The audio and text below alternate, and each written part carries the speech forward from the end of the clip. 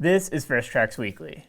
This week, we are talking about how nonprofits will sue federal agencies to stop them from managing land and how they use the Equal Access to Justice Act to profit from the lawsuits. But before that, we have a few headlines to touch on. In Washington, the push to restore grizzly bears in the North Cascades continues to progress, with the National Park Service and the U.S. Fish and Wildlife Service publishing their final environmental impact statement. When federal agencies publish these reports, they often have multiple options or alternatives that they present with the potential outcomes associated with each alternative. The alternatives presented were to A, not reintroduce grizzly bears, B, reintroduce them classified as threatened, or C, classify them as a non-essential experimental population. The preferred alternative from these two federal agencies is to move forward with reintroducing grizzlies but classifying them as a non-essential experimental population. The reason that they would want to take this route is to give managers more flexibility to deal with the inevitable conflict. The non-essential experimental classification is a section under the Endangered Species Act known as the 10J rule, which would allow for problem grizzly bears to be removed much easier than if they were classified as threatened under the Endangered Species Act. Also, if an individual or landowner defends either their life or property by killing a bear, the consequences are likely going to be much less severe under the 10J rule. Managers would also likely be able to more easily move bears or capture bears for research purposes under the 10J rule. The environmental impact statement states that the ultimate plan is to reach a population of 200 bears within the Northern Cascade ecosystem. If this plan moves forward with the preferred alternative, 3 to 5 bears will be released every year for 5 to 10 years until a population of 25 bears is reached. Once they hit that population threshold, they may release more to help reach the restoration objectives. Naturally, people are fired up on either end of the spectrum, with individuals wanting to see more bears on the landscape, along with many worries from others about public safety and potential impacts to game animals and livestock. While the National Park Service and Fish and Wildlife Service stated that this is their preferred alternative, it does not mean that this decision is final, but they should have a final decision within the next 30 days. Keeping with the charismatic megafauna theme, wolves have potentially been sighted in Nevada, which is definitely not a normal occurrence for the state. A helicopter capture crew was out working on a moose research and collaring project in the northeast part of the state when they spotted the suspected wolves. A biologist later went out to investigate the sightings, and he did find tracks that were consistent with wolf and placed some trail cameras along with collecting scat for DNA testing. The tracks were reportedly heading towards the Idaho border, and the Nevada Department of Wildlife plans to continue to gather data and keep the public updated.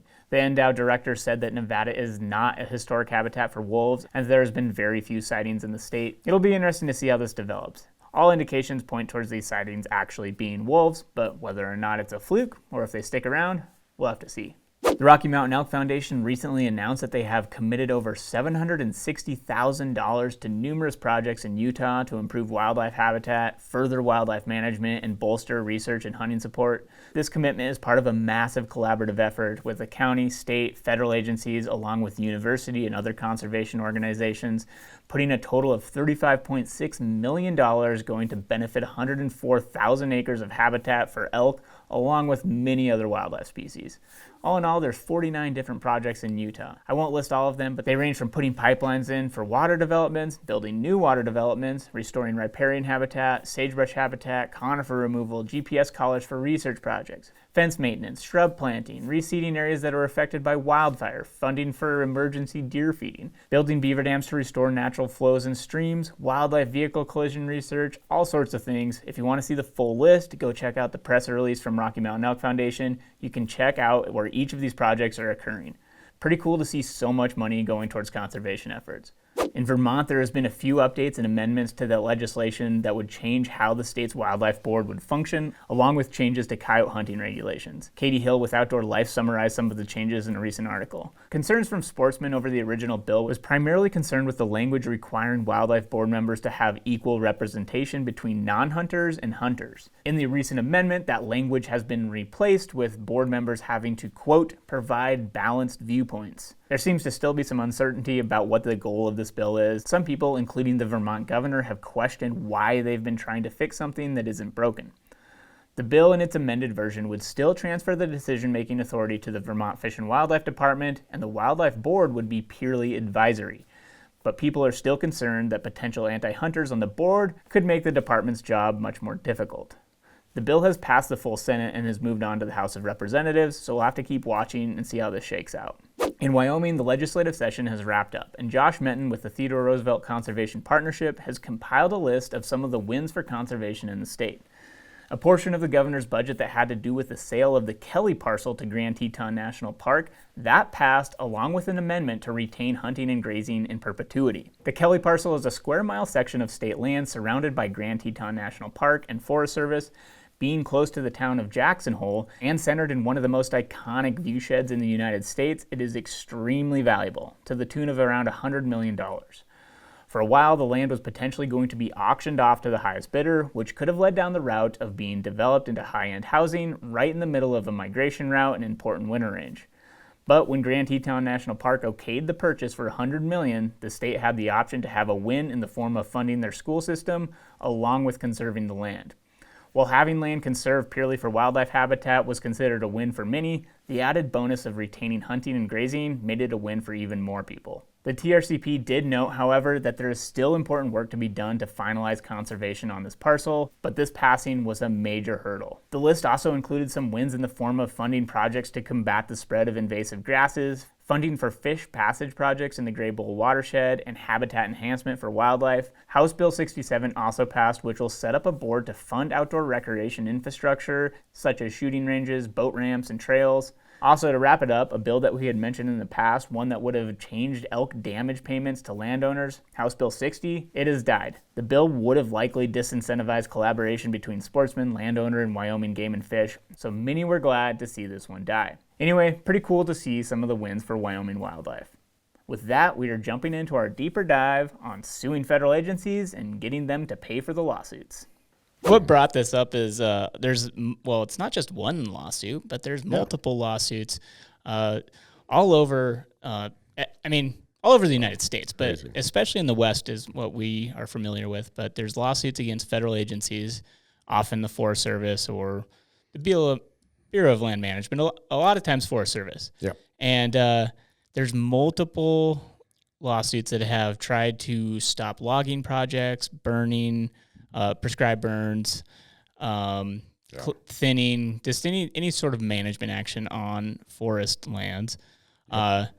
It's almost sure to be litigated. Absolutely. And so that's kind of what we're talking about. And Randy has a lot of experience with just seeing how the Equal Access to Justice Act works. So that's what I'm hoping to rely on you to kind of give us the lowdown on that. Yeah.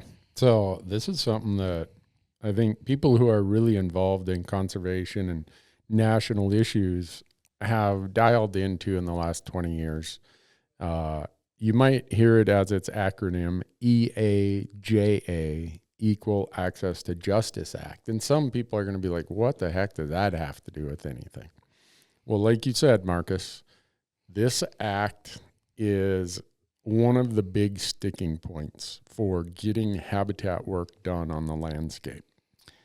It's when we get into how it works, what its intentions were versus what it's kind of morphed into, people are going to realize that, it isn't the damn feds. It's these litigators, I call them the drive-by litigators, that are using this piece of legislation as a business model. Yeah, I think, and to give it a little background, I think I asked you before we were recording this if you thought that if there was reform to the Equal Access to Justice Act, or if it wasn't set up the way that it was, that these organizations, would they litigate as much as they do? Right. And your answer was? I don't think they would. Right, because in my mind, I was like, that, there's all these, however we want to call them, environmental groups, just these groups that are any sort of management action, they're coming after whoever's doing it. Right. So in this case, it's the Forest Service. Whenever they propose a management plan, they're coming after them for whatever it is. It could be, a lot of times in Montana, what we've seen is it's lynx and grizzly bear habitat. Right. And so they're saying that by going in and, whether it's thinning, whether it's a logging project, weed control, like there's all sorts of things that it in theory will, hurt the grizzly bear and lynx habitat, and those are threatened or endangered species depending on the time and place that we're talking about them. But so that carries more weight, and then these judges will, potentially halt this this management plan, management action before it, until they have addressed these concerns from these groups. And so kind of where I come at it is, are these environmental groups, are they actually concerned about lynx and grizzly bears? No. Is that their actual goal? Because that's the stated goal, right? They're worried about these threatened and endangered species, and it's not just lynx and grizzly bears. It could be a little Wolverine, you name it. Right. It could be the bull trout. A lot of fish like species in various areas, and that's the thing. Is like, I do care about these endangered species and threatened species, right? But that's what it's like. The more I learn about it, it's not that they're actually. Or in a lot of cases, it does not seem that that's actually the main intent behind some of these lawsuits. There's a reason why I say the gray wolf is not a canine, rather a bovine. It's a cash cow for these groups. And people are like, what? Well, this Equal Access to Justice Act, where this really got me started was when I served on the Governor's Grizzly Bear Roundtable related to grizzly bear management and delisting in the Greater Yellowstone region. I spent 3 years on that committee for Montana, Idaho, and Wyoming. You become a pretty astute learner about the Endangered Species Act, all kinds of other things, and why it's being abused, why it's not operating as intended. And you start learning about all these tentacles that are kind of reaching in there. So an example recently that's really got me wound up is Northwest Montana. Regions 1 and 2 of Northwest Montana used to be an elk hotbed in Montana. Just on the west side of the Bob Marshall complex, just those small units, used to have a harvest of, I think, somewhere between 1,000 and 1,500 elk, somewhere in there. Now the objective for all those units combined is 300 to 600 elk. Why? Because the habitat. Right. Well, why is the habitat as old and as eroded and as unproductive as it was or as it is? Because we are not allowed to go in there and treat weeds mechanically. We're not allowed to do any thinning. All these things that you just mentioned, right, are deemed to would damage the two species that get to be the point of the spear up there are grizzly bears and bull trout, both threatened or endangered. So how do they do it? How do they convince the court to do this? So the Equal Access to Justice Act came about, I think, in 1980, and it was supposed to sunset at the end of 1984. And what it was is grandma or grandpa mostly were denied claims against the government, mostly related to Social Security. That most of the original claims in that 4 or 5 year period were related to Social Security benefits. And the idea was, if the government, they called it the administrative bureaucracy. If people were like, I don't care, man, too bad for you, they could go hire an attorney to sue the government to get what they were supposed to, get treatment they're supposed to, that they deserve by law. And if they won, the government had to reimburse their attorney fees. That's how this started. Yeah, I mean, the name of the act is kind of self-explanatory. It's like equal access. So you're giving the little guy, like you said, the little old lady who doesn't have the money to go hire her own attorney. It's like giving them a chance to stand up against the federal government. Right. And at the time it was originally started, I think the net worth requirement is anyone with a net worth of over $1 million, you're not getting your attorney fees paid. If you were an organization or a business or something like that, and you had, I can't remember what the net worth was there, but it was pretty low, where this wasn't like, some publicly traded company, Apple or Google's going to come and sue the government and get their attorney fees reimbursed. It was, like you said, for the little guy. Well, when it came up for renewal in 1985, they threw this little thing in there that turned out to be a big thing. It exempted nonprofit organizations under 501c3 from any of those requirements about number of employees, because I think there was a threshold. There is a threshold of, if you're a business and you have more than 500 employees, you can't use this law. And now the new rule, at the time it got renewed, when it sunsetted, it got renewed. Now, if you're an individual and you have more than 2 million of net assets, you can't use it. You're not getting reimbursed. If you're a business, an organization, or other group, it's 7 million is the threshold of net assets. Yeah, 7 million or 500 employees. Right. Unless you are a 501c3 organization, none of those rules apply. So what did the drive-by litigators realize? You know what? We could have $500 million of cash in our bank account, and we still get reimbursed under this. Yeah. And so if you go and look at some of the groups, they don't have scientists, and they have more attorneys on staff than they have scientists, biologists, or other people who would understand this. So here's the mechanism of how it works. All you have to do is prevail in some way. So you list 20 claims against the Forest Service that you didn't address this, you didn't address that, or the U.S. Fish and Wildlife Service, whoever. Yeah. And if you win on one of those claims, you get your attorney fees reimbursed. Well, most people are like, well, that's no big deal. They incurred that cost. No, here's how the profit model works. Marcus, you're an attorney. I'm going to hire you for my environmental litigation side. I'm going to pay you $150,000 a year, $75 an hour. And I'm going to have you work on every case that we think we could possibly win even a little bit. So I want you to keep track of your time. And we're going to go file these in the, some place where attorney fee reimbursement rates are $350 an hour. We're going to file it in the 9th Circuit in San Francisco. So now your 1,000 hours of work, if we prevail, we don't have to win the case. We just prevail on certain parts of it. Now I can file a claim for $350,000 of your time, even though in a whole year I only pay you $150,000. Yeah, it's pretty wild. So if you wonder when I say this has become a cottage industry, and some of these groups will say, well, if the government wasn't doing what they were supposed to, we wouldn't, we wouldn't have to sue them. We're talking about things like, failed to consider 3 Martians landing on a bridge that might have polluted a bull trout stream. I mean, some of it's so obscure that it just boggles the mind. Right. Yeah. To put it in perspective, so I pulled up the Center for Biological Diversity, which is one of the big players that uses the equal access to justice. Yeah, they love me. And so if you go to their website, like today, it's March 26th that we're recording this.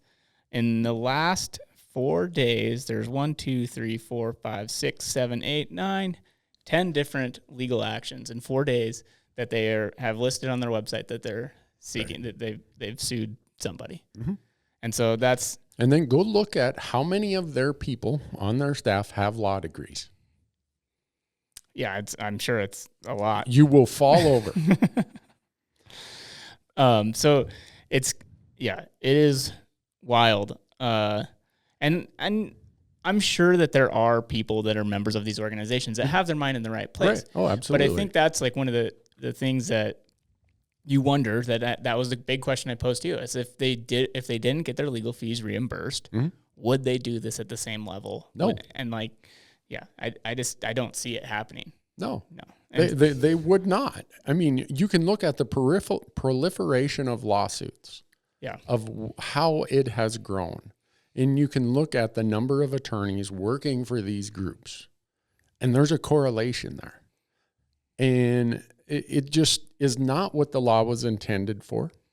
In Shakespeare and Macbeth, there's a statement where he says, "Thou protesteth too much." In other words, you're kind of professing and proving my point by how much you protest. When you go and ask for a change to the Equal Access to Justice Act to say nonprofits should be subject to the same employee number and the same net worth requirement as individuals, oh my gosh, that's when you find out who is really abusing this system.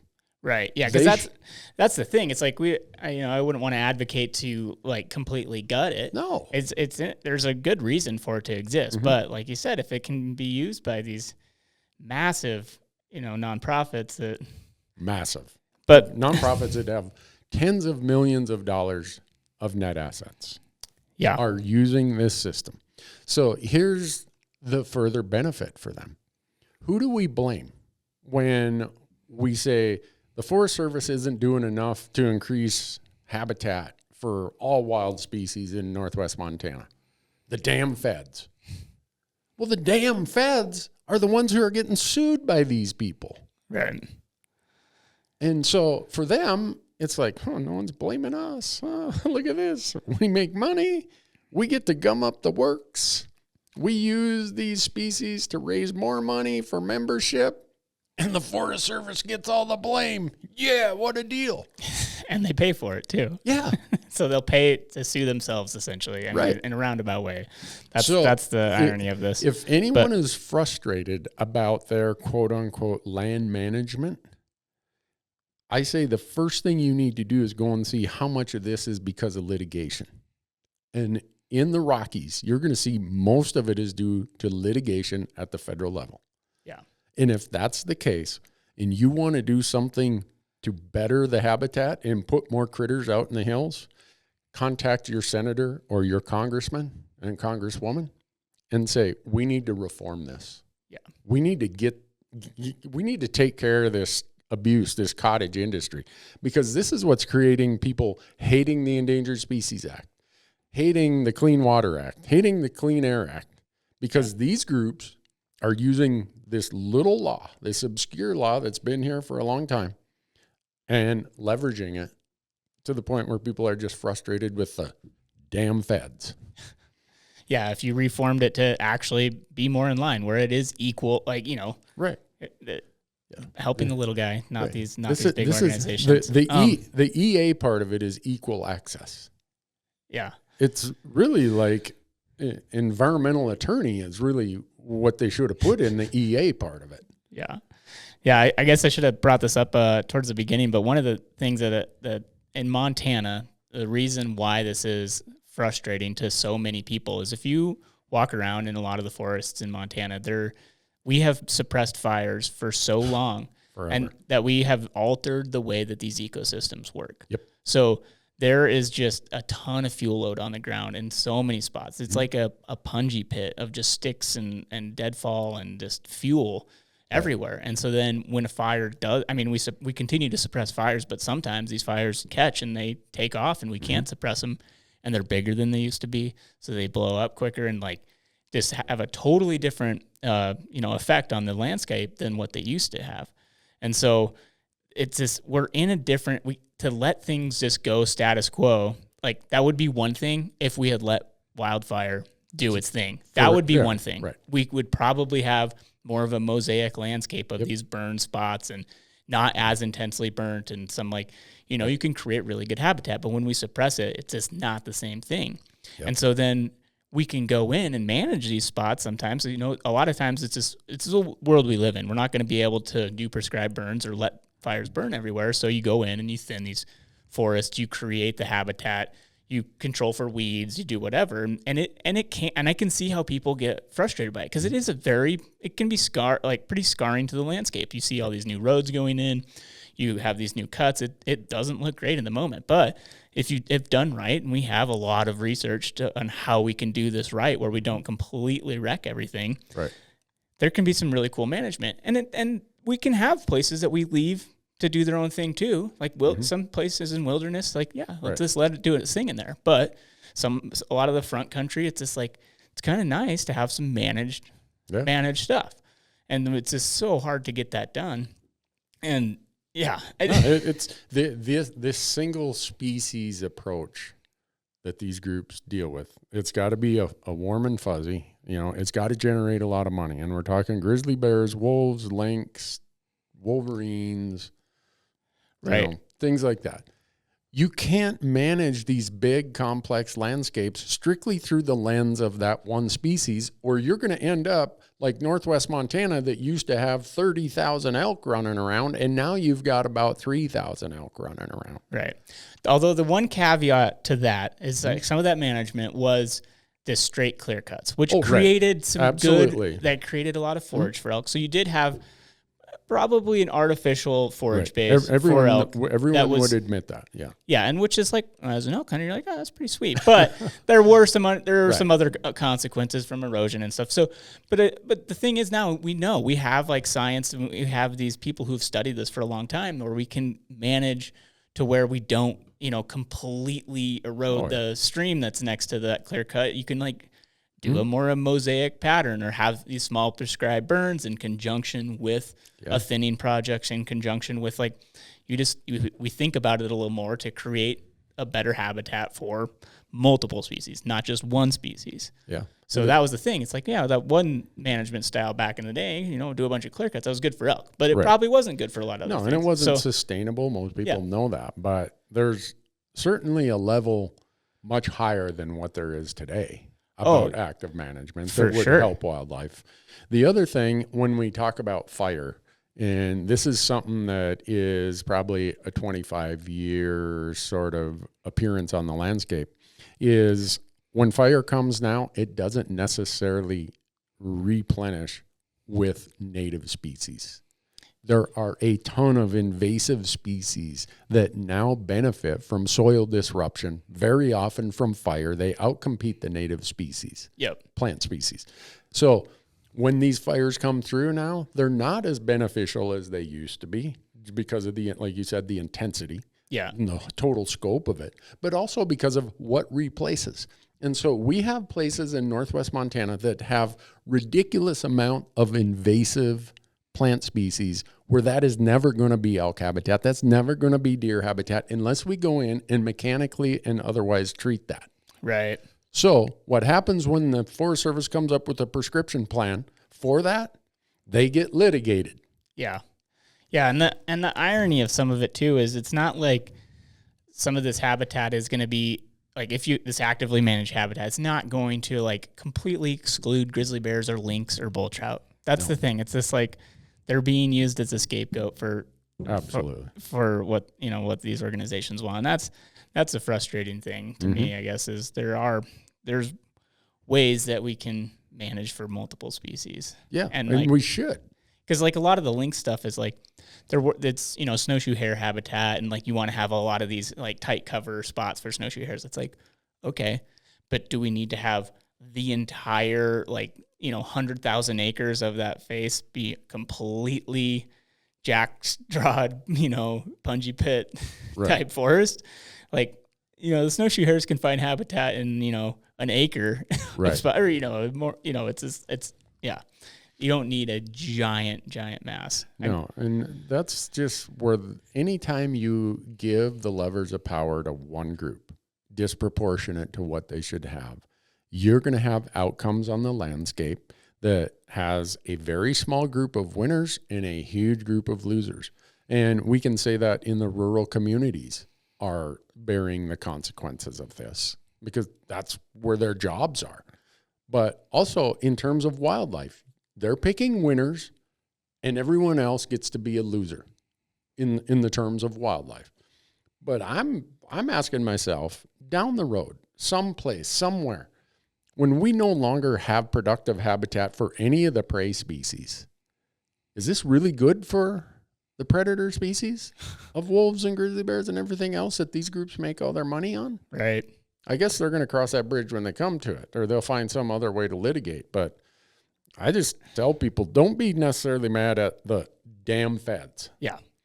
Call your congressperson, call your senator and say, I'm sick and tired of this. I want the Equal Access to Justice Act changed where these nonprofit groups can no longer use it as a way to abuse the process, abuse all this other law that we have, and be the only voice in the room. And that one more thing I want to touch on, because that just reminded me of it. And I mentioned this as a headline in the last week's episode that RMEF and Boone and Crockett put out a joint op-ed in the Missoulian newspaper about kind of the same thing we're talking about. Right.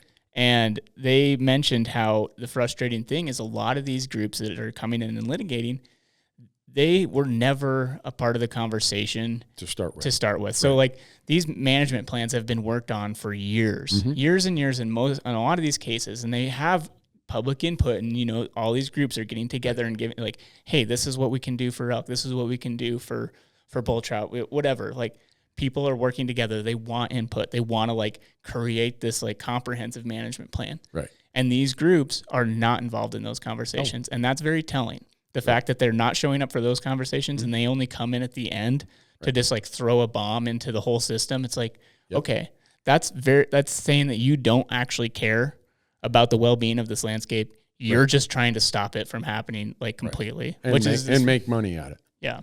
And you know, if they were sitting right here, there'd be steam coming out their ears, and they'd be giving me the, you know, why it's not that way. Well, I'll just call bullshit on it. I have spent enough years.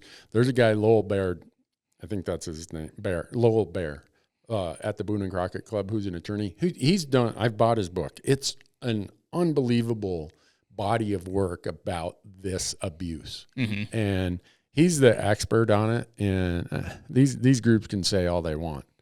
You know, they've got a serious conflict of interest in trying to debate anyone that this should not be reformed. This is not the Full-Time Employment Act for every environmental litigator.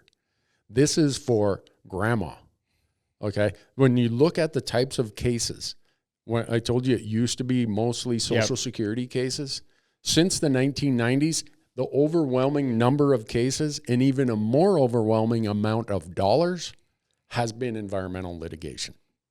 And that is not what this law was intended to be. And that the outcome on the landscape is not good for habitat. It's not good for wildlife. And I don't think it's good for rural communities. Well, thanks for joining me on this. That's it's a very interesting one, and it's one that's been going on for a long time. So like I had all sorts of examples of, you know, previous litigation that has, you know, basically stalled or completely stopped a lot of projects from ever happening. So yeah, it's not going to, I mean, it'd be great, if it can be reformed, but right now it's going to continue to go on. Right. Like, and I think if there's one thing we in the hunting and in the communities that want true management on the landscapes, if there's a place we can put pressure, it is to get this changed. Because you look at Northwest Montana, you think of all the accommodations local people have made for the purpose of wild things, endangered and threatened wild things. They have made significant changes to their lifestyles. And like you said, everyone's working towards a collaborative outcome. And then here these groups come from Tucson or from, you know, wherever, and pull the pin and roll the grenade in there and say, yeah, we'll see you in court. Think about what that does for these people who live in these rural areas. It's like, no good deed goes unpunished under this system. Why in the hell would I even want to be a part of this? Right. So I can't believe I didn't swear much, Marcus. I usually get off the rails with this one. But get a little wound up. That's good. Yeah. We like it. Let's give them links below where they can contact their senator and their congressperson. Sounds good. I'll put it in the video description. All right. All right. Thanks, Randy. Yep.